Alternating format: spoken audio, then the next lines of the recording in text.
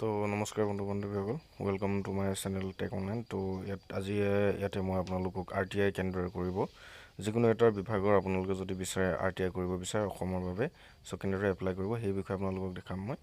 ইয়াতে আপোনালোকৰ RTI apply কৰিবৰ কাৰণে আছাম RTI চাৰ্চ কৰিব লাগিব প্ৰথমতে। চ' মই ক্ৰম ব্ৰাউজাৰ ফায়াৰফক্সটো অ'পেন কৰি ইয়াতে চাৰ্চ কৰিছোঁ। দেন ইয়াতে যিটো প্ৰথমটো লিংক আহিব rti.online.assam.gov.in। চ' ইয়াতে মই আজি এপ্লাই কৰি দেখাম আপোনালোকক। চ' তাৰ বাবে আপোনালোকে সেইটো লিংকটোত ক্লিক কৰিব।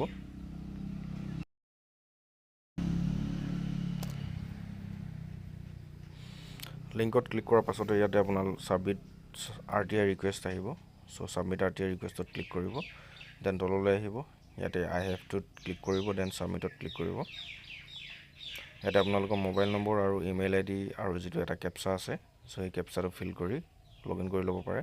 যদি আপোনালোকে প্ৰথমৰ পৰাই লগ ইন কৰি থোৱা আছে, দেন ইয়াতে আপোনালোকে mobile number the log in কৰি ল'ব পাৰে। চ' মই প্ৰথমবাৰৰ কাৰণে কৰিম, চ' সেইবাবে মই আকৌ মোবাইল নম্বৰ দি কৰিব লাগিব। চ' সেইবাবে ইয়াতে RTI চাৰ্চ কৰিলোঁ আকৌ এবাৰ।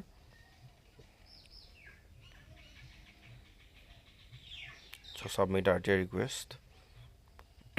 ইয়াতে আপোনালোকৰ লিষ্ট অফ ডিপাৰ্টমেণ্টটো আছে, আপোনালোকে চাব পাৰে যিটো ডিপাৰ্টমেণ্টৰ কাৰণে আপুনি RTI বিচাৰিছে, তো ইয়াতে আছেনে নাই চাই ল'ব আপোনালোকে। যদি আছে ইয়াতে কৰিব পাৰিব। দেন ইয়াতে মই মোবাইল নম্বৰ, মোৰ ইমেইল ID আৰু যিটো তলত কেপচা আছে তেওঁ কেপচা ফিল কৰি then as per the DPDP Act ইয়াতে টিক কৰি ছাবমিটত ক্লিক কৰি ল'ম। তো ইয়াতে এটা OTP ফিল কৰিবলৈ আপোনালোকৰ ইমেইলত আৰু মোবাইল নম্বৰ OTP এটা যাব। যিকোনো এটা OTP লৈ ইয়াতে আপুনি টাইপ কৰি লিখি ল'ব। দেন তলত ছাবমিট বটন আছে, তো ছাবমিটত ক্লিক কৰিব। চ' ছাবমিটত ক্লিক কৰাৰ লগালগ এনেদৰে এটা ইণ্টাৰফেচ আহি যাব। ইয়াতে আপোনালোকৰ চিলেক্টেড ডিপাৰ্টমেণ্ট, আপোনালোকে কোনটো ডিপাৰ্টমেণ্টৰ কাৰণে এপ্লাই কৰিব বিচাৰিছে RTI ফৰ্ম। মই বিশেষকৈ এতিয়া হোম এণ্ড পলিটিকেল ডিপাৰ্টমেণ্টত কৰিব বিচাৰিছোঁ।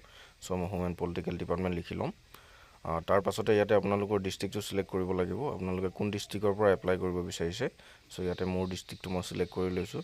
নেক্সট ইয়াতে আপোনালোকৰ পাব্লিক অথৰিটি আহিব, যিটো পাব্লিক অথৰিটিত আপুনি দিব বিচাৰে। ইয়াতে আপোনালোকৰ যিটো এৰিয়াৰ হয় সেইটো এৰিয়া চেক কৰি ভালকৈ সুধি ল'ব যে আপোনালোকৰ যিটো পাব্লিক অথৰিটি অফিচ হয় বা সেইটো অফিচ কোনখিনিত পৰিব আপোনালোকৰ গম পাব।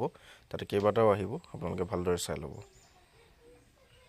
চ' মই ইয়াতে পাব্লিক অথৰিটিটো চিলেক্ট কৰি ল'লোঁ।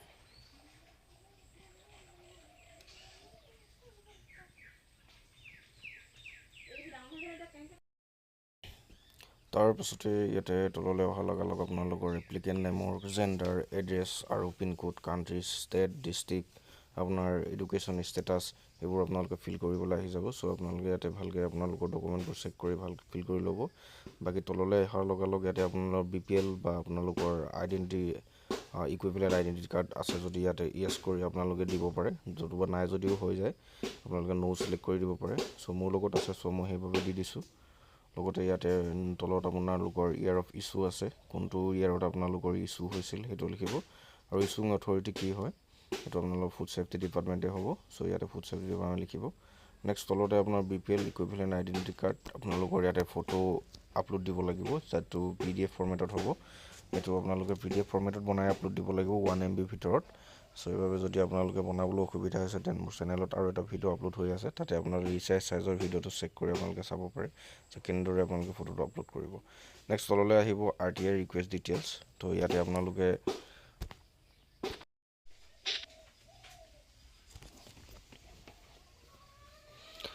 ইয়াতে আপোনালোকৰ RTI এপ্লিকেশ্যন ৰিকুৱেষ্টটো লিখিব দিব, আপুনি কিহৰ বাবে RTI ৰিকুৱেষ্টটো কৰিব বিচাৰিছে।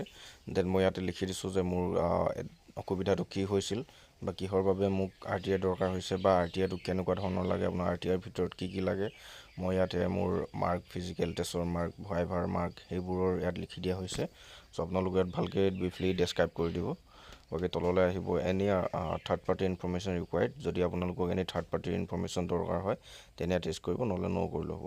বাকী তললৈ আপোনাৰ ছাপৰ্টিং ডকুমেণ্ট আছে, only PDF up to 1 MB, সেইটো আপুনি দিলেও হৈ যায় নিদিলেও হৈ যায়।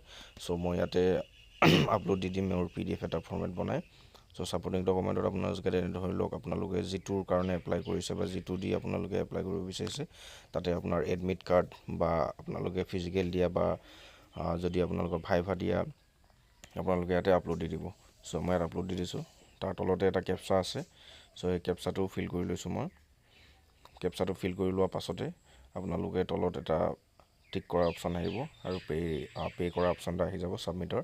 চ' তাতে মই ছাবমিটত ক্লিক কৰি দিছোঁ। ইয়াতে আপোনালোকৰ কেপচাটো ফিল কৰাৰ পিছত ছাবমিটত টিক কৰাৰ পিছত পে'মেণ্টৰ অপশ্যন এটা আহি যাব। চ' ইয়াতে আপোনালোকে আপোনাৰ 10 ৰুপিজ হয়, বেছি নহয়। আপোনালোকে এটা চালান এটা আপলোড দিব লগা হয়। চ' ইয়াতে পে' কৰিব লাগিব আপোনালোকে। চ' 10 ৰুপিজ পে' কৰি দিয়া যাব। তাৰ পাছতে ইয়াতে আপোনালোকৰ এটা RTIৰ যিটো আপোনালোকৰ যিটো নম্বৰ এটা জেনেৰেট হ'ব, RTISR/2025 লিখাকৈ আপোনালোকৰ এটা ID জেনেৰেট হ'ব।